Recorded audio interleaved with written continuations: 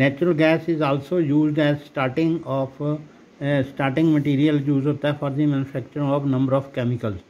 Fertiliser, बहुत सारे रासायनिक पदार्थ भी इससे बनते हैं। फर्टिलाइज़र, रासायनिक खाद जैसे यूरिया है वो भी इससे बनता है। इंडिया में इसके बहुत सारे नेचुरल रिजर्व हैं, जैसे हम इसको त्रिपुरा मिलती है, राजस्थान में मिलती है और महाराष्ट्र में मिलती है, और गोदावरी डेल्टा जो है वहाँ पर भी नेचुरल गैस के भंडार हमें मिले हैं।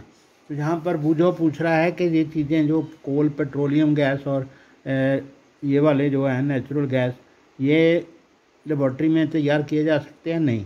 तो पहली उसको जवाब देती है कि no, their formation is very slow process and conditions for their formation can not be created in the laboratory. यानी कि इसको हम लैब में नहीं बना सकते, ठीक है, इसको लैब में नहीं बना सकते, इसके लिए बहुत मुश्किल कंडीशन है। तो इस कहने का मतलब ये है कि नेचुरल गैस, पेट्रोलियम और कोल जो हैं ये एग्जॉस्टिबल सोर्सेज हैं, इनको बनने में काफ़ी देर लगी थी, लेकिन अब दोबारा ये बन नहीं सकते और ख़त्म हो रहे हैं, ठीक है। आगे हम करेंगे some natural sources are limited. Natural sources जो हैं वो मतलब लिमिटेड हैं, यानी कि उनकी वैल्यू ख़त्म होने वाली है, एक हद तक उनको यूज़ कर सकते हैं। You have studied in beginning of this chapter that some natural sources are exhaustible like fossil fuels, forest and minerals। यानी फॉरेस्ट भी ख़त्म होने वाले हैं, वो दोबारा इतनी जल्दी नहीं बनते जितनी जल्दी हम उनको यूज़ करते हैं। फॉसिल फ्यूल्स यानी ये तीनों नेचुरल गैस, कोल और पेट्रोलियम, ये एग्जॉस्टिबल हैं, मतलब ख़त्म होने वाले हैं। You know that coal and petroleum are fossil fuels, ज़मीन से निकलते हैं, उसको बनने में करोड़ों साल लगते हैं। It required the dead organism millions of years to get converted into these fuels. On the other hand, the known reserves of these all last only a few hundred years। यानी कि जहाँ पर इसकी जो ये मिल रहे हैं, जहाँ से हम निकाल रहे हैं इनको, इंडिया में भी और दूसरे शहरों में, दूसरे देशों में भी हम निकाल रहे हैं। अलग अलग देशों से हमें हमारी जो ज़रूरतें हैं हमें बाहर से मंगवाना पड़ता है पेट्रोलियम को, और कोला तो चलो हमारा निकलता है। Moreover burning of these fuels is a major cause of air pollution. तो इन तीनों के जलने से, नेचुरल गैस को छोड़ दें अगर, तो पेट्रोलियम और कोयले से जो जो चीज़ें चलती हैं, जैसे ट्रांसपोर्ट में हमारी जितनी भी गाड़ियाँ चलती हैं उससे बहुत सारा पोल्यूशन होता है, और पावर प्लांट्स जो हैं वहाँ पर कोयला जलता है, उससे भी बहुत ज़्यादा पोल्यूशन होता है। Their use is also linked to global warming. अब ये ग्लोबल वार्मिंग वर्ड जो है तो इसको समझना पड़ेगा आपको। तो ये जो है हवा में कार्बन डाइऑक्साइड और सल्फर डाइऑक्साइड, नाइट्रोजन पेरोक्साइड ऐसी गैसें जो होती हैं, तो ये सारी हवा में से कार्बन डाइऑक्साइड जो होती है वो हीट को अब्जॉर्ब करती है। जितनी ज़्यादा इनके जलने से कार्बन डाइऑक्साइड पैदा होती है उतनी ही वो हीट को अब्जॉर्ब करती है, उससे टेम्परेचर और बढ़ जाता है। तो जिससे सारी धरती का टेम्परेचर बढ़ जाएगा उसको हम ग्लोबल वार्मिंग कहते हैं।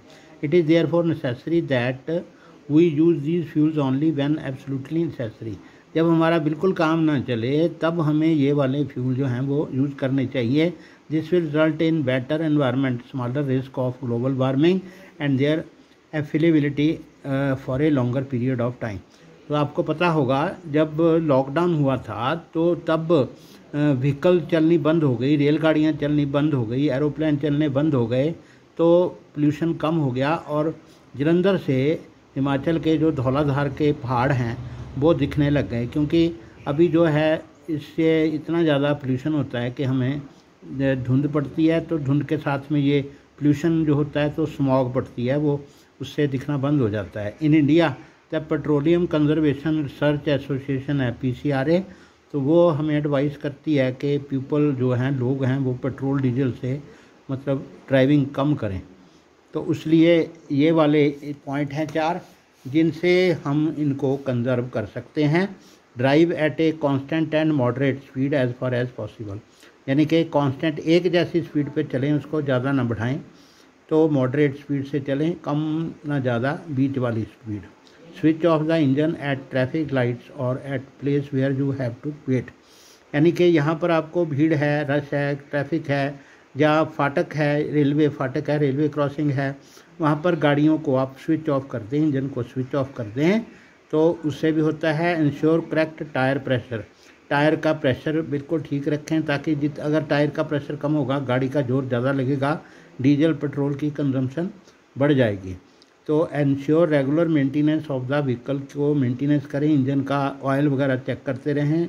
और दूसरा है पब्लिक ट्रांसपोर्ट का यूज़ करें। इसमें अलग से एक पॉइंट मैं बता देता हूँ। पब्लिक ट्रांसपोर्ट का यूज़ करें, जैसे जहाँ तक हो एक एक कार बंदा अपनी अपनी कार लेके जाएगा तो कंजम्पशन ज़्यादा होगी। तो हमें पब्लिक ट्रांसपोर्ट का इस्तेमाल करना चाहिए, जैसे रोडवेज की बस है, जहाँ जो बसों में बहुत सारे यात्री एक साथ में जाते हैं, तो या फिर पूलिंग कर सकते हैं, कार पूल कर सकते हैं। जैसे एक ही लोकेलिटी में 4-5 घर के लोग जो हैं वो ऑफिस में जाते हैं, उनका साइड में एक ही तरफ ऑफिस है, तो वो सारे एक आदमी एक कार में चारों जनों को ले जाएगा, दूसरे दिन दूसरा, तीसरे दिन तीसरा। तो कार पूलिंग से मतलब वो एक ही कार चलेगी, 4 कारें 5 कारें नहीं चलेंगी, एक ही कार चलेगी। तो इससे हम इसको कंजर्व कर सकते हैं पेट्रोलियम प्रोडक्ट्स को।